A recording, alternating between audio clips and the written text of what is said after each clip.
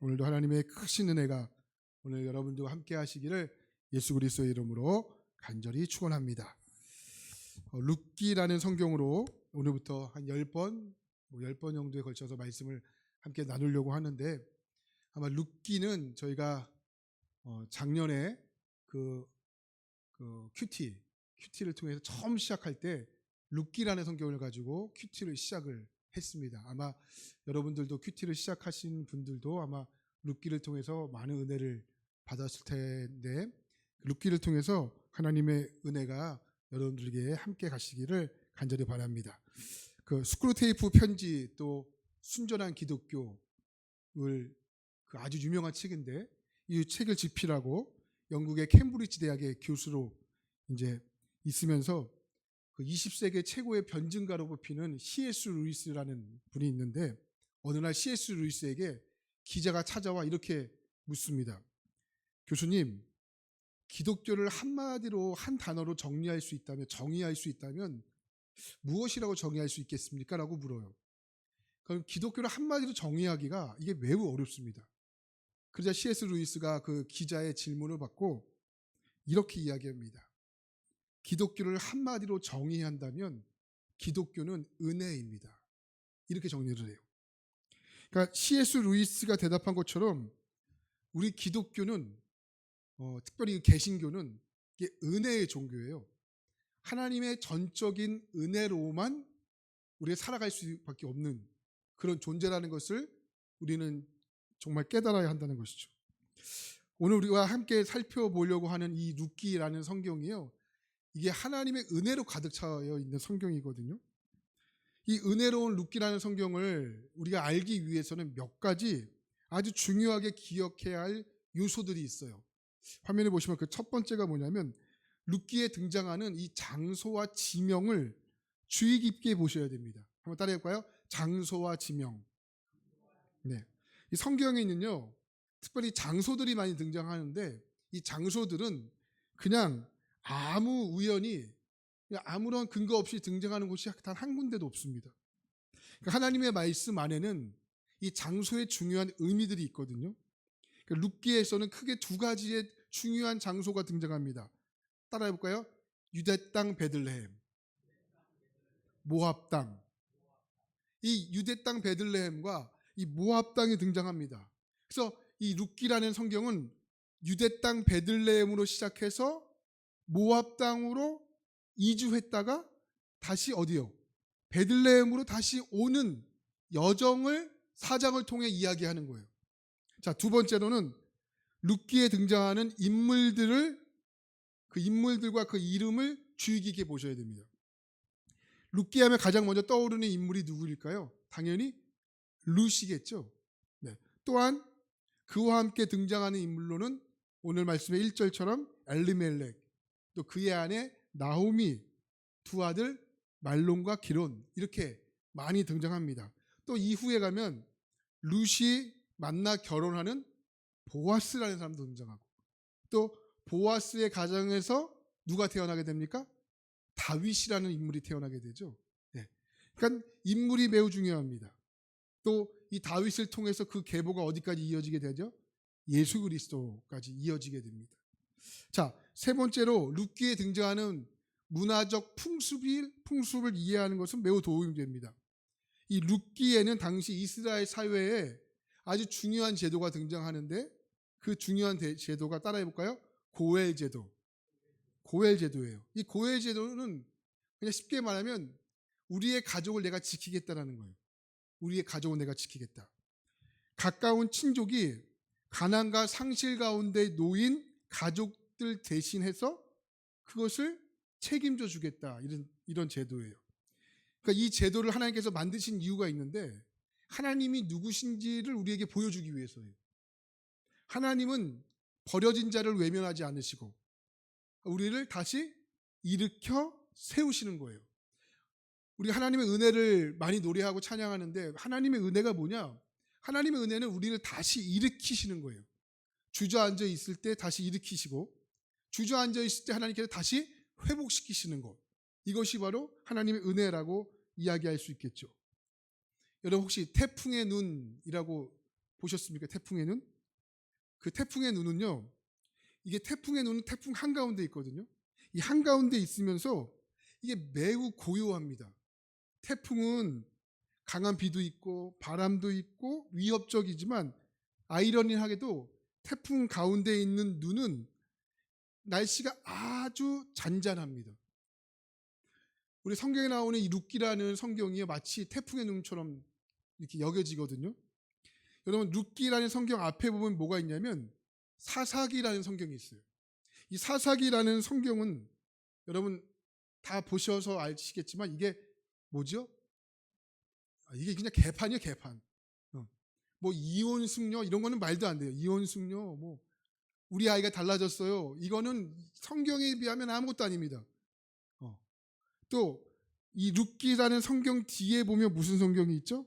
사무엘 상하가 있잖아요. 왕정의 역사를 다루는.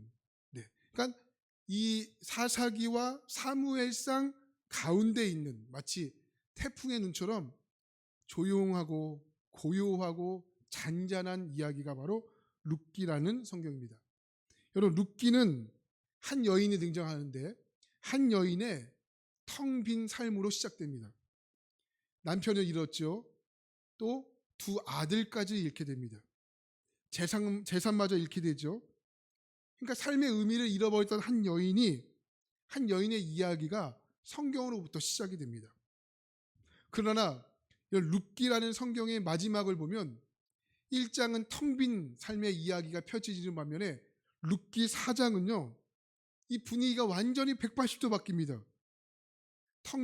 텅 비어있던 삶에서 채워지는 삶으로, 은혜 없던 삶이 은혜 있는 삶으로, 이 룻기의 마지막을 보면 미소 짓게 해요.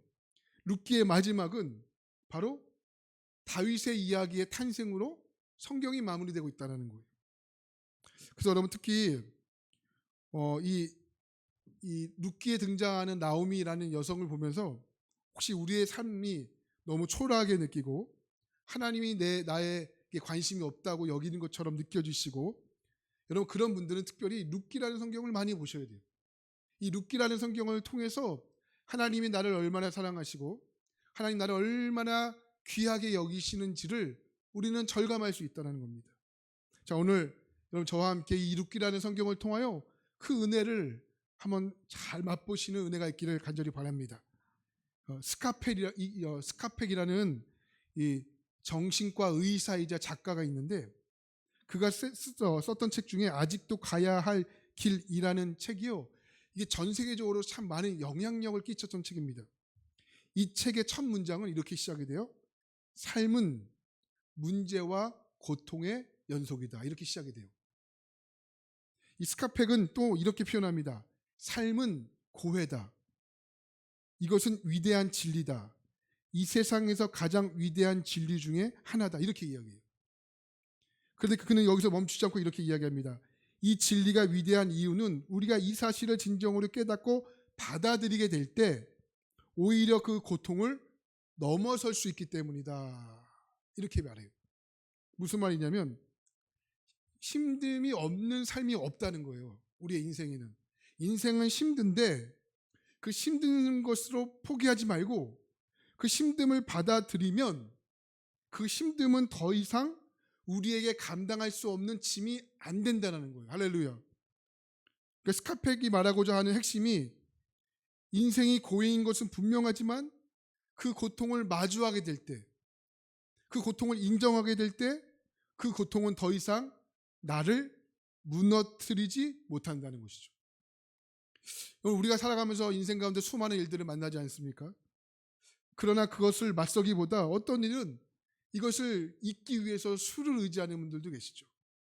또 도박에 의존하시는 분들도 계시고, 또 마약에 매달리시는 분들도 계시고, 또 어떤 분들은 현실을 도피하려고 하시는 분들도 계세요. 근데 여러분 어떻습니까? 문제가 해결되죠? 문제가 말끔하게 해결되죠? 자고 일어나면 말끔하게 해결이 돼서 더 이상 고통이 없죠? 그렇지 않죠. 오히려 더 깊은 고통에 우리를 빨려들게 합니다. 오늘 우리가 함께 읽었던 이 룻기라는 성경에 엘리멜렉이라는 사람이 등장합니다. 어느 날 이 엘리멜렉이라는 이 가정에 우리가 소위 이야기하는 이 어두움의 먹구름이 이 가정에 끼기 시작합니다.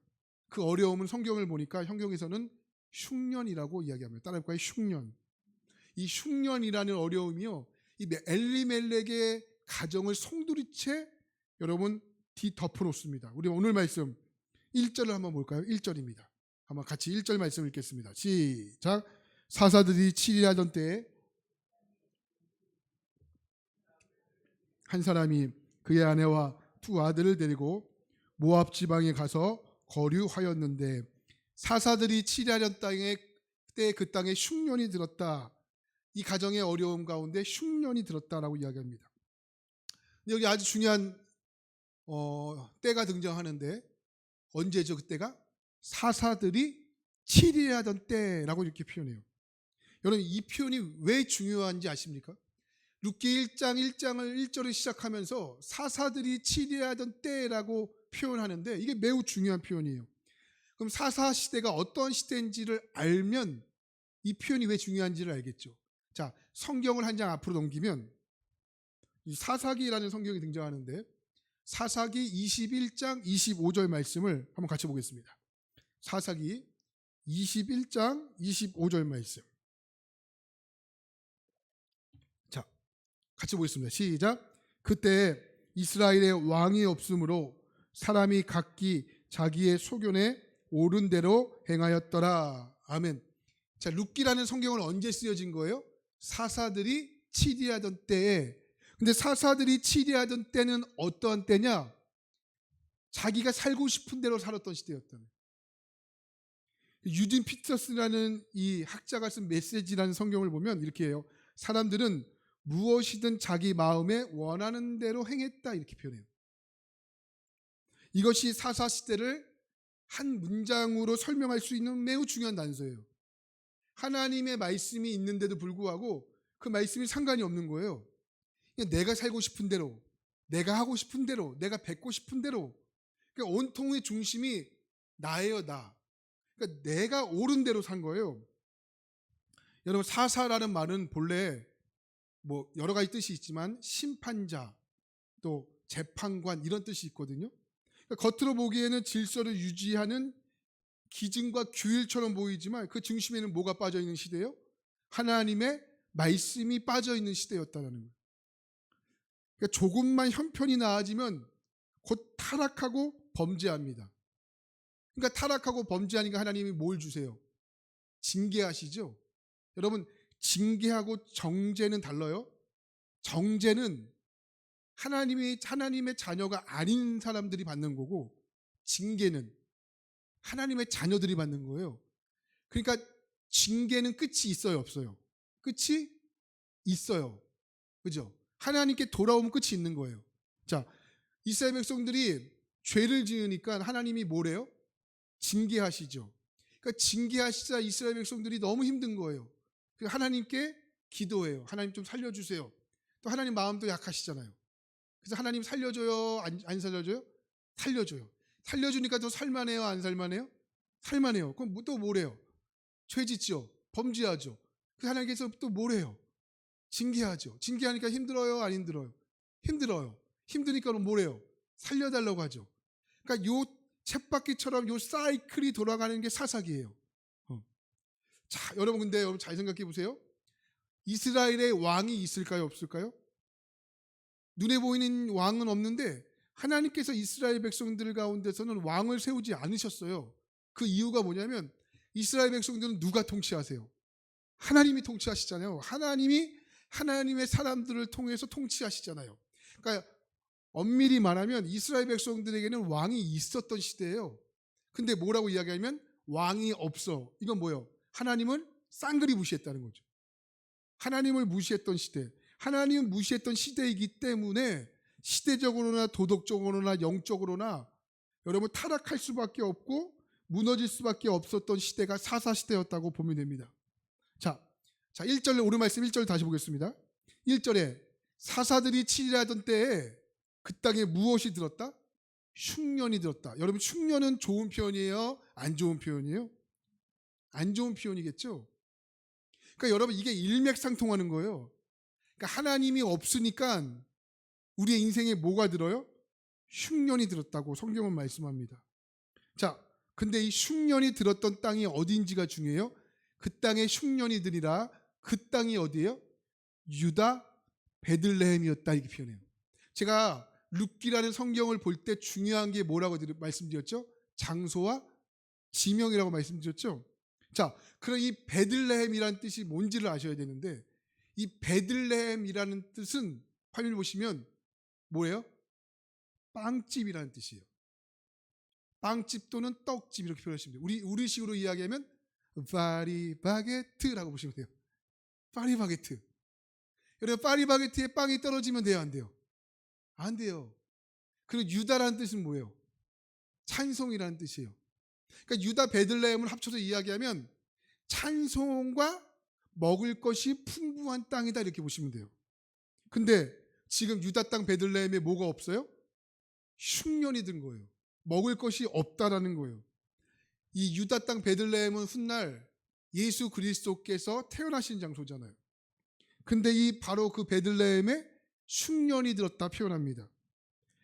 양식이 집에 끊어진 거예요. 그러나 지금 양식만 떨어진 것이 아니고 찬송도 떨어지고 예배도 사라지고 양식도 떨어지고, 그러니까 여러분, 이 흉년이 그 땅에 심하게 들었다, 성경은 이렇게 얘기합니다. 이것이 1장 1절이 보여주고 있는 룻기의 시작이라는 겁니다. 근데 여러분, 이 절망의 자리, 이 하나님께서 이 절망의 자리, 근데 하나님께서 조용하지만 분명하게 그 은혜의 이야기를 지금 시작하고 있다라는 겁니다. 자, 오늘 여러분들 이 룻기 1장 1절을 시작하면서 오늘 혹시 여러분 가운데 정말 나 영적으로 지금 흉년이 들었나, 영적으로 지금 고갈되었나, 영적으로 나는 하나님의 생명의 말씀을 먹지 않고 있는가, 이렇게 여기시는 분들이 계시다면 이 룻기를 통해서 여러분의 영적인 그 인생이 흉년에서 풍년으로 넘어가게 되길 주의 이름으로 간절히 축원합니다. 근데 여러분, 영적인 것은 흉년에서 풍년이 그냥 넘어가지가 않아요.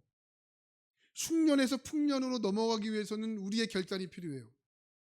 그 결단 중에 가장 중요한 결단은 저는 성경이 있다고 봅니다. 여러분, 신앙인이라면, 죄송해요, 신앙인이라면, 직분자가 아니고 신앙인이라면 1년에 1독은 하셔야 돼요. 성경은. 성경 1년에 1독은 하셔야, 그래야 하나님 말씀 가운데 무엇을 말씀하시는지를 알지. 죄송해요, 1독도 안 하고 1독도 할 생각도 안 하고 성경을 볼 생각도 전혀 안 한다. 그럼 어떻게 흉년에서 빠져나올 거예요? 그죠? 하나님 말씀이 생명이라면, 하나님 말씀이 정말 우리의 영원한 베들레헴이라면 말씀 가운데 사셔야죠. 말씀을 봐야죠. 여러분, 하루에 3장이면 1년에 1독하는 거 아시죠? 하루에 3장이면 됩니다. 3장. 3장이면 1년도 안 걸리고 딱 300일 걸려요. 300일 정도. 3장이면 몇 분 걸릴까요? 1시간 한 50분 걸리죠? 응? 1시간 50분 걸리죠? 15분이면 돼요. 응? 저 같은 사람은 8분이면 되고, 8분. 저 같은 사람은. 이게 어려운 시간이 아닌 거예요. 그죠? 그러니까 여러분, 정말 부탁드리는 것은 신앙인이라면 누구나 1년에 1독할 수 있는 은혜가 있기 바랍니다. 자기 전에 그냥 한 10분 정도, 15분 정도 일찍 누워서 말씀 이렇게 한 3장, 4장 이렇게 보시면 되잖아요. 그죠? 크게 어렵다고 하면 잘 모르겠네요. 하여튼 여러분, 말씀으로 흉년에서 풍년으로 넘어가실 수 있기를 바라요. 그렇다면 우리 삶 속에, 우리의 영혼에는 이 영적인 빵, 이 하나님의 말씀이 얼마나 풍성하게 채워져 있냐, 우리 날마다 물으셔야 됩니다.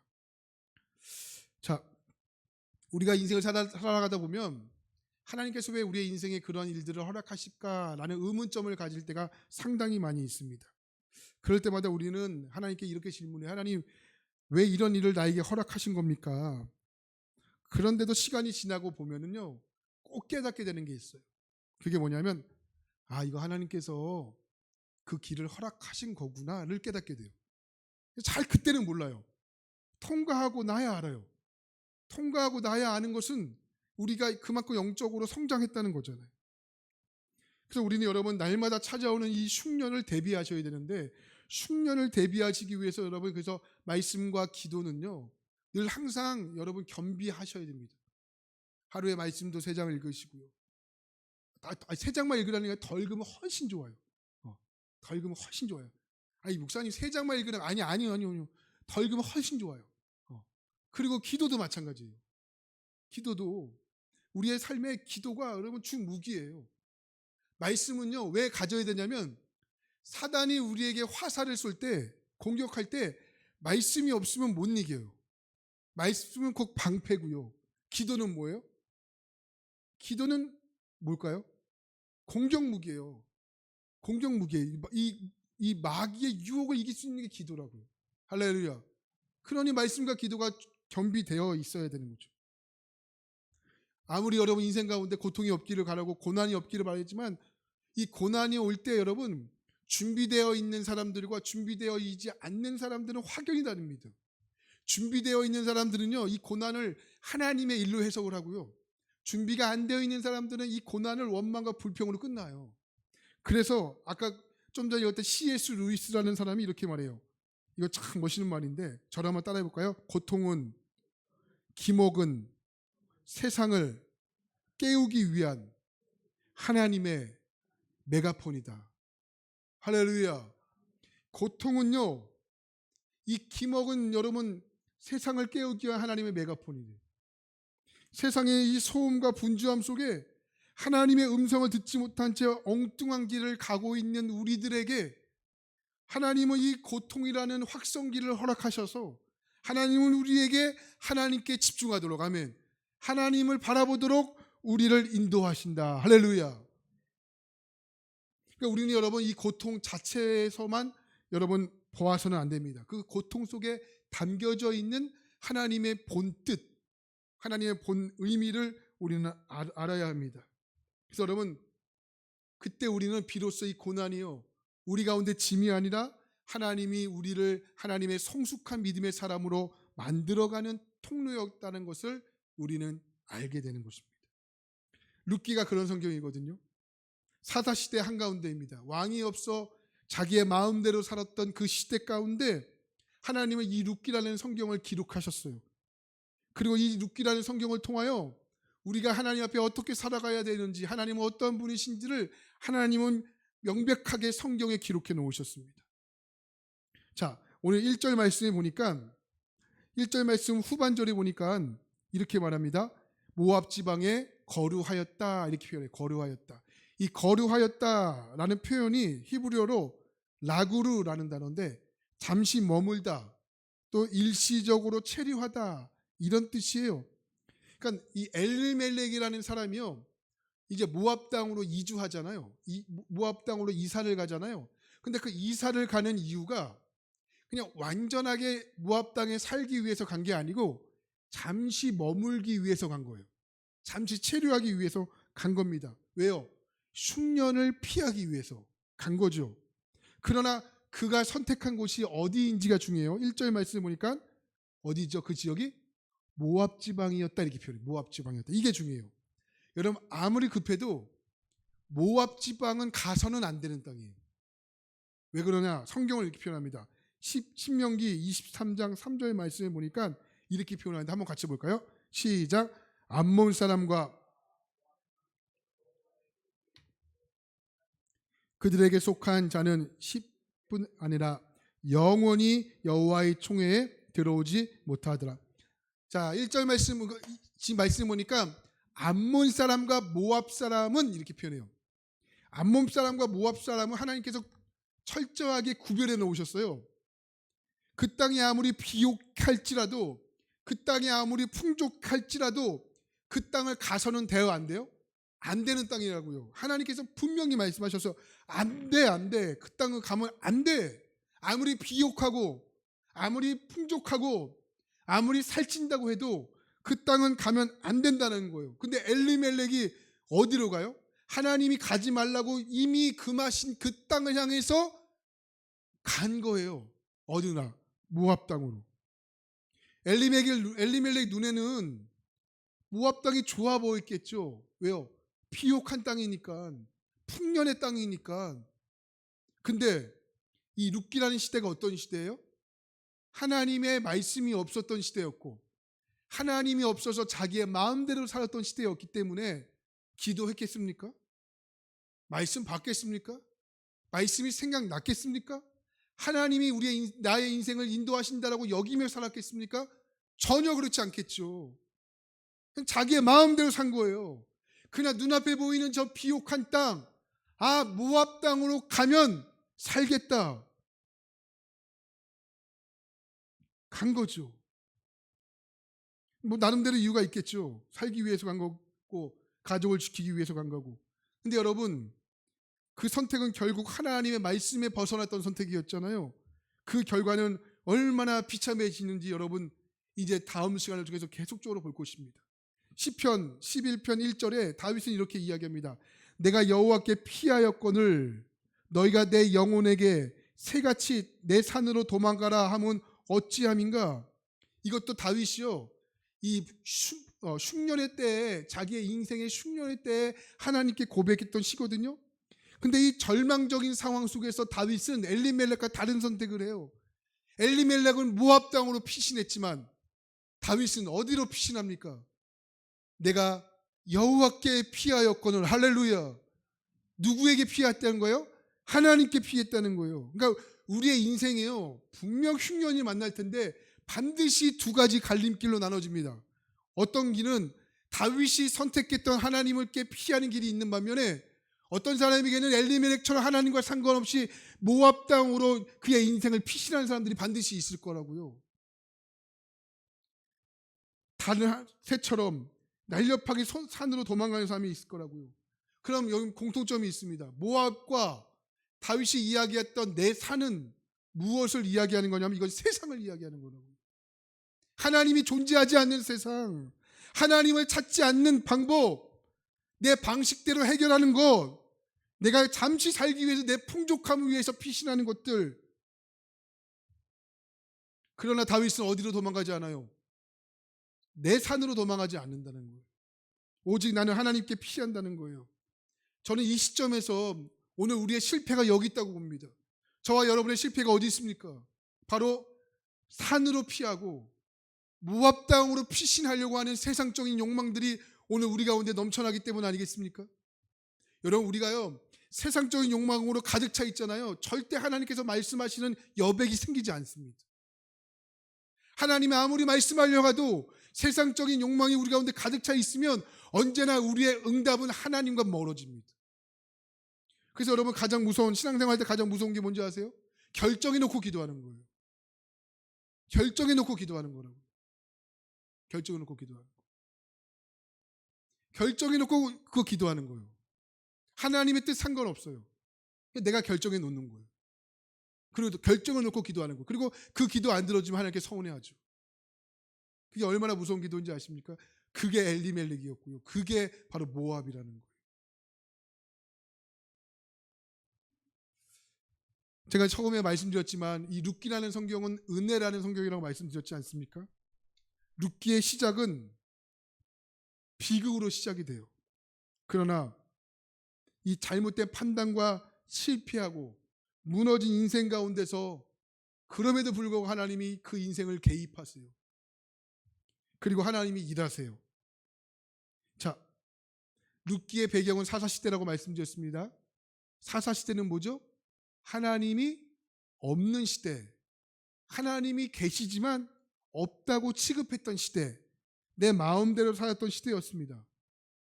자, 그런데 룻기는 이렇게 마무리가 돼요. 자, 룻기 4장 22절 말씀 볼까요? 룻기 4장 22절. 자, 같이 한번 보겠습니다. 시작. 오벳은 이새를 낳고 이새는 다윗을 낳았더라. 한 번 더요. 시작. 오벳은 이새를 낳고 이새는 다윗을 낳았더라. 할렐루야. 다윗을 낳았더라 하고 끝이 나요. 혼란한 시대였지만 하나님은 그 혼란한 시대를 정리하기 위한 한 사람을 준비하시는데 그것이 바로 다윗을 준비하십니다. 다윗이 중요한 게 아니에요. 다윗을 통해서 누가? 예수 그리스도께서 계보로 오시기 때문에 중요한 겁니다. 다윗은 예수 그리스도의 길을 예비했던 사람이잖아요. 이것이 바로 룻기가 우리에게 주신 하나님의 놀라운 은혜라는 겁니다. 하나님의 귀한 여러분, 우리는 이 은혜를 구하셔야 됩니다. 하나님 앞에 이 은혜를 구하셔야 됩니다. 2026년도에 하나님께 여러분 이 은혜를 구하셔야 됩니다. 하나님 저에게도 이 은혜를 주십시오. 제가 이 은혜를 붙잡고 승리할 수 있도록 하나님 은혜를 주십시오. 하나님 내가 어떤 일이 있어도 모압 땅으로 피신하지 않도록 하나님 은혜를 주십시오. 하나님을 붙잡고 살아갈 수 있도록 은혜를 주십시오. 도로 위에 이 널브러진 지렁이 같은 인생을 여러분 건져주셔서 생명을 주시는 그 은혜, 그 구원의 감격, 우리가 정말 2026년도에 여러분 가운데 놀랍게 일어나게 되길 간절히 바랍니다. 오늘부터 여러분 다시 시작하시면 됩니다. 오늘부터 우리의 삶을 다시 한번 하나님께 은혜를 구하시기 바랍니다.